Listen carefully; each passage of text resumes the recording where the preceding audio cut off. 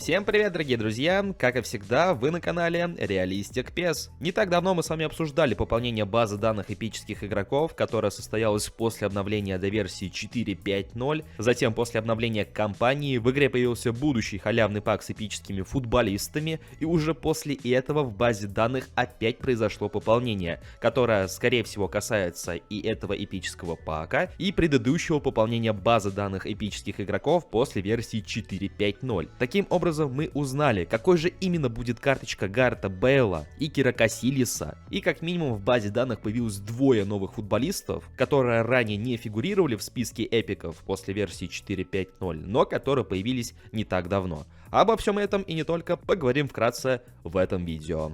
К слову, если вам необходимо пополнить ваш баланс монеточек в eFootball Mobile или в любой другой мобильной игре, то вам на PlayRock, ведь на их сайте собраны одни из самых выгоднейших предложений на рынке, а также вы всегда можете предложить свои товары и услуги. А если вы обладатель такой платформы, как ПК, и играете в Steam, и вам необходимо пополнить его баланс, то это также можно сделать на PlayRock с наименьшей комиссией на рынке. Приобрести монеты и все остальное на их сайте вы можете в пару кликов, и что самое главное, безопасно. А учитывая, что PlayRock также любит проводить розыгрыши, в их официальном ТГ-канале проходит один из таких, в котором можно выиграть iPhone 16 за подписку на ТГ-канал. Все это и не только вы сможете найти по ссылке в описании и в закрепленном комментарии. Ну так, о чем это я? Точно. Как и всегда, отдельная благодарность датамайнеру Питеру Лигину и другим датамайнерам, которые публиковали сведения об этих футболистах. Начнем с того, что лежит на поверхности, а именно с тех игроков, которые фигурировали после пополнения базы эпиков после обновления до версии 4.5.0. Среди обновленных изображений появились изображения Икара Касильяса и Карлеса Пуйоля. Как я и говорил в отдельном ролике, скорее всего, они будут представлены от сборной Испании, и так оно и произошло. И, судя по всему, если я все правильно понимаю, то оба этих футболистов представлены от 2008 года, победного года, когда сборная Испании выиграла чемпионат Европы 2008 года. Также от Ювентуса будут представлены Эдгар Давидс и Мишель Платини. Платини появлялся в 25-й части как игрок сборной Франции, тогда как Эдгар Давидс появлялся в одном из испанских паков, будучи игроком Барселоны. Также, упоминая каталонцев, появились изображения Патрика Клюйверта, который, по сути, ничем не отличается от предыдущей версии, просто слегка обновленная версия под двухбустовую карточку.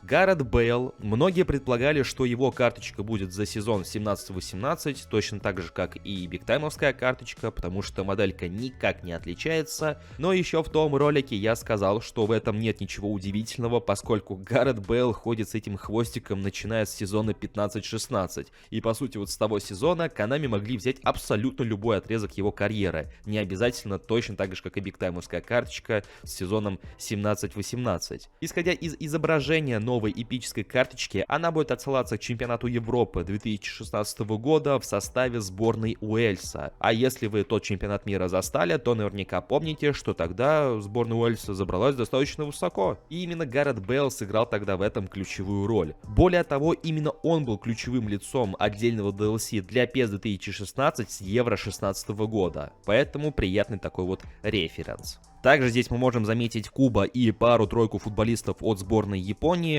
Представители сборной нас особо не интересуют, тогда как Куба получает, по сути, перевыпуск одной из своих карточек, потому что он вроде как появлялся, будучи игроком из японской лиги, и вполне возможно, что он и парочка других футболистов, наподобие Клюйверта и других, появятся вот как раз-таки в том самом эпическом паке во главе с КК. Ну и вишенка на торте — это двое футболистов из английской премьер-лиги. Во-первых, клубная версия Патрика Виейра, он не появлялся в списке эпических футболистов, но внезапно засветился среди обновленных и добавленных изображений. Когда именно его стоит ожидать, к сожалению, информации не имеется, но если кто-то в свое время упустил французского Виейра и хотел его клубную версию, то вот, пожалуйста, в недалеком будущем мы его наверняка увидим. И игрок, о котором вообще ничего не было слышно, которого никак не анонсировали, соглашение с которым вообще никак не ожидалось, но это эпический Уэйн Руни. И, судя по всему, его эпический дизайн отсылается к карточкам Пеле и Пушкаша, которые имеют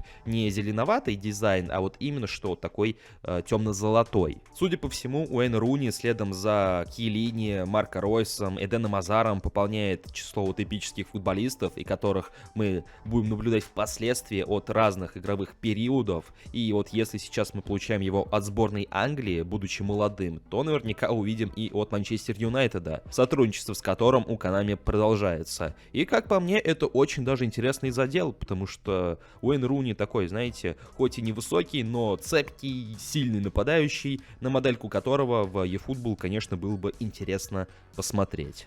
И вот такое вот пополнение у нас произошло. Ваше мнение по всему увиденному и сказанному буду ждать в комментариях под этим роликом. Также не забывайте поддерживать его своими большими пальцами вверх и подписывайтесь на канал, если вы находитесь здесь впервые. Всем спасибо за просмотр, всем удачи, всем пока.